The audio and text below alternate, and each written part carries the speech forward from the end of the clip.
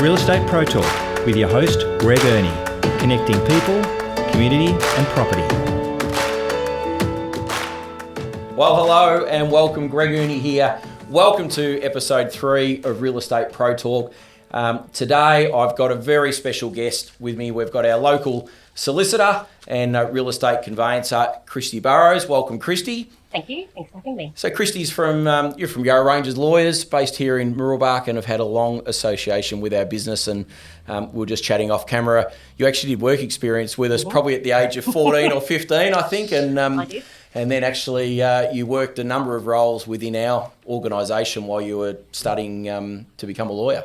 That's right. So I was thinking about it before we came today. I started here, I think it was 1997. And while I was still in high school and wanted to get some work experience under my belt in an office environment, and Jeff took me on, and then I was here for 2 weeks and offered a job and pretty much stayed on for the next 6 years. In various roles, and worked my way through uni while I was here, and it was really good. Really good. And obviously we've seen your career progress over the years, and from call it a trainee solicitor, and now obviously you own and you started your own business. How many years ago now? 5.5 years now. 5.5 years. So that's in Yarra Rangers Lawyers, based in Wynyard Drive. So KRISTY, thank you for coming in. I thought today, with COVID and economically what's happened last year, and with business tightening and all of that sort of thing, there's been a number of incentives that the government have brought in to stimulate the market. Or stimulate the economy, but there's been a lot of incentives that have really been brought in that are real estate incentive based, and things around stamp duty and so forth. So I thought today, you being in that field as far as the legal side, it would be really good if perhaps we could step through and go over the various grants and incentives that have come in. So so probably the first one maybe I think would be probably worth chatting about is we've got the government home builder grant that's come in. So do you want to run us through the main details around that? Sure. So the government home builder grant was introduced last year around start of June, and that is available not to just first home buyers, but all property owners that are either building a new home or substantially renovating a property. So there's a couple of key dates. And the dates are relevant as to when the contract's entered into. So not the settlement date, but the actual contract date when it was signed. So the home builder grant was $25,000 for those contracts entered into between 4th of June last year and 31st of December. So that period has now finished. But if you entered into a contract then, you're eligible for a $25,000 grant. And then from the start of January this year up until the 31st of March this year, the grant is available for $15,000. So, and that's whether it's first home buyer or you're buying it as an investment, available to all, so long as it's a new home or you're substantially renovating it, so it's creating a new. Substantial money when you think that's tax free. Exactly. Call it, well, it's a grant, but $15,000. That's equivalent for some people close to $30,000 in income that they've got to earn. So it's a substantial, and obviously the $25,000 if they signed a contract prior to the end of last year. The first homeowners grant. Yes, so that's been in place for some time, and that's currently $10,000. So, and that's just for first homeowners. So with the other, that's whether you're a first home buyer or not. But this is available for all first homeowners. $10,000 when you're buying a brand new home.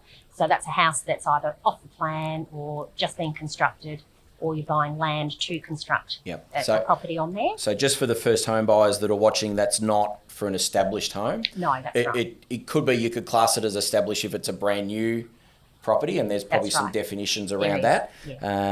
But it's not a normal established home as you would know it. Got to be something brand new. Correct. So really the new home definition is that it must not have been previously sold. It's the first time it's ever been sold. So if it's just been built and it's been on the market for a while, as long as nobody's been living in it, occupying it, it's the first sale of the property, and that's classified as a new home. Yeah, good. And once again, to have that $10,000 that's going to help go towards the stamp duty, or Correct. if that's applicable. Yeah. And what about for regional Victoria? Not that it's so much around here, Yeah. but for regional Victoria. Yeah. So at the moment, there's a grant available of $20,000 for regional Victoria, and that's in place until the end of June this year. Yeah, right. And, Yep. and look, some of these things may extend the dates as they have done with certain things, but at the moment, it's the key dates are either the end of March or the end of June. Gotcha. Yeah, no, it's just incredible for first home buyers, especially, to get into the market.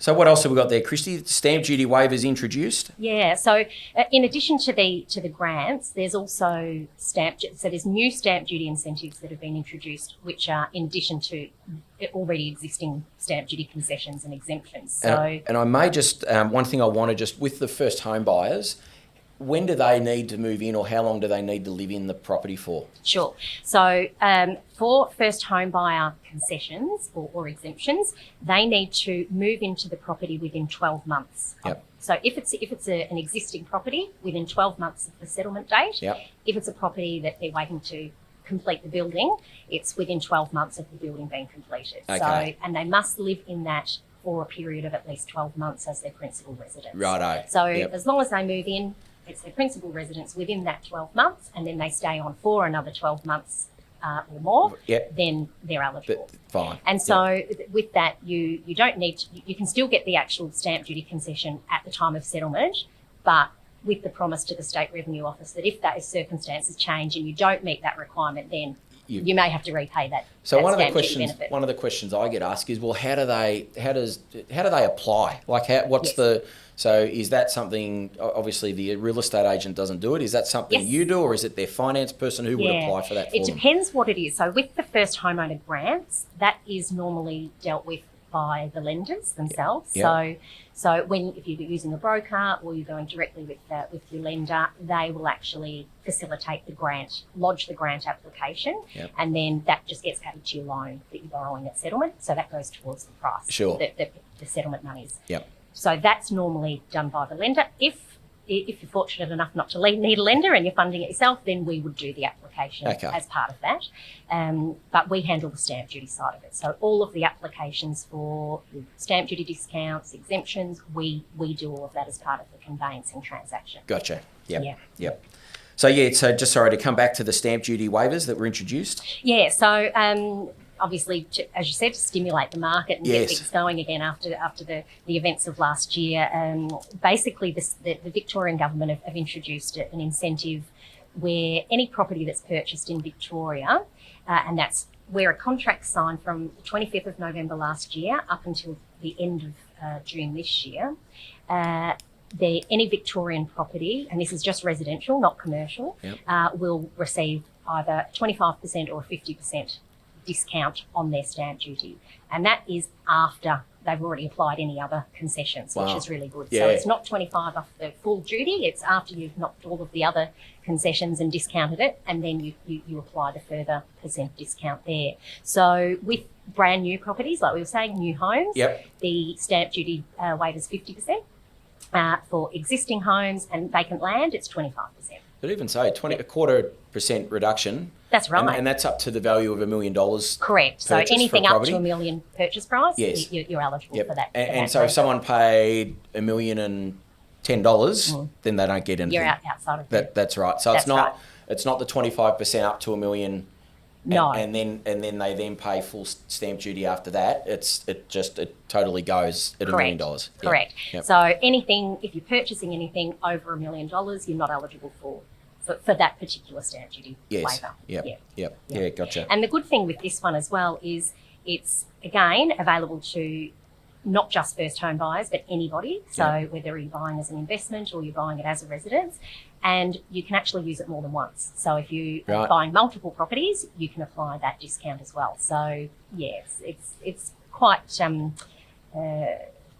has some really good benefits for those people, particularly if you're an investor and you're looking to take advantage. And even as an example for, if someone bought a new home, and let's say that new home, the purchase was $800,000, you're talking your stamp duty is normally around 21,000. So you're saving serious dollars. That's right. Yeah, that's right. yeah. And as I said, it's after you're getting those already available stamp duty exemptions, which I'll go through as well. So good. So people can work out what what kind of saving and do some crunch some numbers and start budgeting for it. So the existing stamp duty concessions and exemptions are available at the moment. The principal place of residence stamp duty exemptions available for any property purchased up to the value of $550,000. So again, if that's a new property or an established property, if you're moving into that with the intention of it being your principal residence, and that's that 12-month period comes in, if the price is up to $550,000, you get a discount on your stamp duty. Yep. So depending on the price, you'll get a discount, which is on a sliding scale up to $550,000. Yep. There's also the first home buyer, which they introduced a little while ago now, the full exemption for first home buyers that are purchasing a property up to $600,000. So any purchase by a first home buyer up to that price will pay no stamp duty. There's a full exemption. And that's buying any property. So that's not buying a brand new home. So just to talk on that a little bit, let's just say a first home buyer bought a brand new unit. Yes. And they paid $600,000 for that brand new unit. Yep. So just so we're clear, does that mean they then get the $10,000 first home buyer's grant? Yes. So they get basically given an extra $10,000. Correct. And they still don't have to pay stamp duty at all because they're exempt. That's pretty good. Correct. Yeah. So long as you meet the first home buyer eligibility requirements, then yes, you get the benefit of both. Yeah. Yeah. Good. That's right. Yep. So again, this is available if you buy vacant land and build. Yep. So long as you move into the house within 12 months of the completion, or within 3 years of settlement. So there's a little bit more leeway there with when you're buying vacant land, just because there can be delays in to build. And what have you. Yep. And with the first homeowner, the eligibility requirements also, you must be an Australian citizen or resident, and if you're buying the property in joint name, so husband and wife buying property or partners are buying property, the principal place of residence requirement is only needed for one of those. So, for example, if one of them working interstate or overseas or what have you, they don't both have to live in the property to be eligible, just one needs to live in there to satisfy that requirement. So there's a bit of flexibility there as well. Yeah, good. Yeah. So, and probably just on that, and that for the normal first home buyer that's buying an established home, it's a sliding scale between 600 up to the value of 750. That's right. So in other words, they won't pay stamp duty at 600. Gradually, as you get up to 750, and then from 750 onwards, you're paying the full rate. Full duty, correct. Yep. And I guess if anyone wants to know how that sliding scale works, you can find it, or obviously contact yourself or your solicitor at the time of looking at making your purchase. Sure. Yep. Sure. There is actually the State Revenue Office has a really good website with a stamp duty calculator. Yeah, okay. So you can go on there and play with some figures. If you're looking at putting an offer in, you can see put how some it all figures works. in and it'll calculate the concessions and the exemptions for you. Yeah, good. So that's quite handy. And what about for pensioners? Yes, so we deal with a lot of clients that are selling and moving into local villages, and some of which are still strata title. So we deal with this quite a lot, but also clients that are looking to downsize, and so this is a really good stamp duty concession that's available for clients that have either a concession card or a pension card. There's the State Revenue Office have a list of the various cards and the card holders that are eligible. Yes. So at the moment, any property that's up to 750, you get a reduction in the stamp duty. Yep. Anything up to, so for a single pension card holder, you get first 330,000 stamp duty free. Yep. So if you both have a pension card, you effectively can purchase something for $660 stamp duty free. Right. And then it goes on the sliding scale up to $750. Sure. Yeah. So if you are, if you're eligible for that, you get the pension concession, and you would also get that incentive of the 25% if it's an existing property, or brand new property 50. So there's some really good savings. On whatever's left, you're almost paying close to zero stamp duty. Yeah, so that's a really good one. And I think that's, I know I meet a lot of retirees when they're at that point and they're thinking, well, we're going to sell where we are and maybe go into a retirement village or lifestyle village or something like that. And quite often they're nervous about that move, but it's a massive saving when you almost can buy somewhere and you don't have to pay stamp duty. Correct. It's incredible. And a lot of the retirement villages and lifestyle villages now are moving away from that strata title structure and going towards a long-term lease arrangement, loan lease arrangement, and where there's no stamp duty payable at all for those, because there's no title changing hands, there's no transfer. So a lot of people are taking advantage of that as well. It's good. And off the plan. Yes, so off the plan, which really is properties, if you're signing a contract for a property, it hasn't yet been built, and that can be at various stages. So you might buy something that hasn't even started being built, or you might buy something that's halfway through, or the slab's been poured, but that's it. So off the plan is basically where you're buying a property off the plan that's not yet built, and you're going to be, it's going to be your residence. You're eligible for a stamp duty discount. And the way they work that out is you're only paying stamp duty on the value of the property at the time that you sign the contract. So any construction costs or any improvement costs after the date you sign the contract, you're not paying stamp duty on that. Yes. So the sooner you sign the contract, or the earlier, the less stamp duty you're going to pay, because the value is less of the property. So so that's a really good saving as well for clients, particularly because with those types of purchases, you're eligible for grants because it's a new build, and you've got the benefit of the 50% stamp duty waiver because it's a brand new property. Home. So that's quite a really good. The savings, just as I go through it, the savings or the opportunities there are quite almost unseen, really. No, that's right. And I think, look, originally a lot of these were introduced to help first home buyers get into the market because it was quite difficult, and prices, a lot of first home buyers were not able to borrow, or they needed the assistance of family members to help them with that. So I think the government have identified this might be a way they can help them get in. And I think the other thing too, there's been a lot of talk about how Victoria has the highest stamp duty in the country. So with these reductions, and I'm hearing various things that they're looking at maybe some different models. It's interesting what they're bringing in now is a little taste of perhaps how they might change things going forward. So it'll be interesting to see. Talk to us about as well.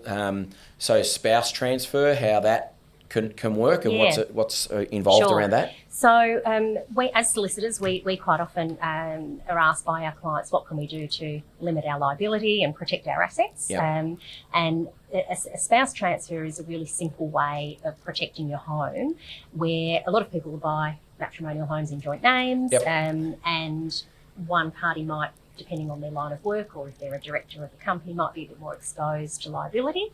Or a director of a company is quite often giving personal guarantees. They want to make sure that if they're pursued, then the family home's safe.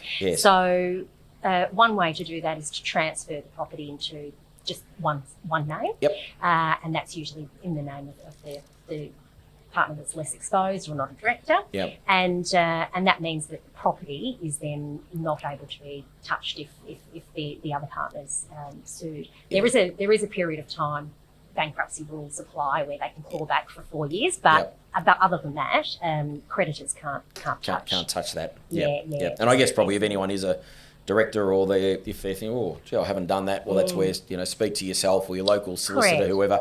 But also on that as well, if people have signed a contract, if someone's signed a contract in joint names, they might like to think about that or get some advice about whether they should be putting it in their joint names. And before settlement goes through, we can change the way that's structured. And if after settlement, so say they've been in their family home for 10 years, they want to now just put it into his or hers, depending on what they're wanting to do. Is there any stamp duty that nothing at all? So it's totally stamp duty free, and as long as it's the primary residence. Yes. It's not an investment or a holiday home. Yep. And there's no money changing hands between the parties, Sure. which usually is not the case. Right. So, Yep. full stamp duty exemption in that case. Now, one that we were just chatting off air, and I wasn't aware of this, but it was actually, there's two here, regional, commercial or industrial property. Yes. And there's a thing for young farmers as well. Correct. Yeah, so I'm just interested about those. Yeah, so at the start of this year, 1st of January, they introduced a 50% discount across regional Victoria for commercial and Yep. industrial. Yep. That is kind of off the back of the discounts that they offered in the bushfire affected areas a year or so ago, where they had discounts on stamp duty in those areas. They've now expanded that to all regional Victoria. Right. So that was from the start of this year. So any contracts from the start of this year are 50% discount, and the end date's not yet Yeah, right. not yet been announced. So okay. that's indefinite until we. Which would probably make sense with which I think a lot of industrial, commercial sort of property has been pretty severely affected through COVID. That's right. So I think anything they can do to incentivise that market is probably a good thing. So. Yeah, definitely. Young farmers, not that we're probably directly here, but I guess coming out into the Yarra Valley a little bit, we get out to a bit more farms and so to speak. So can you just talk to us a little bit about that? So there is an incentive for young farmers, and so young farmers are classified as those that are 35 years and under, and those that are buying their first farm. And so that is any property where primary production, agriculture, all those things are taking place. If the property is used for that purpose and it's the first time you've purchased a property of that nature, if you're under 35 or 35 and under, you are eligible for a discount on that.